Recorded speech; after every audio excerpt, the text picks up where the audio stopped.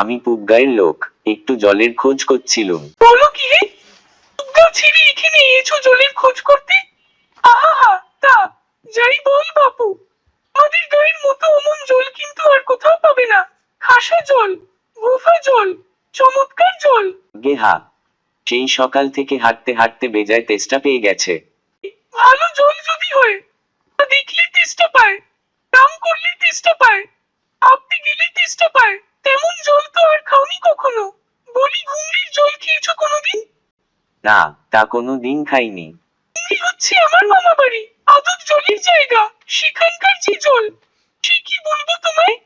কত জল খেলাম, কলের জল, নদীর জল, ঝর্ণার জল, পুকুরের জল, কিন্তু মামা বাড়ির কয়র যে জল, এমনটি আর কোথাও খেলাম না। ঠিক যেন চিনির পানি, ঠিক যেন কেওড়া দেওয়া শরবত।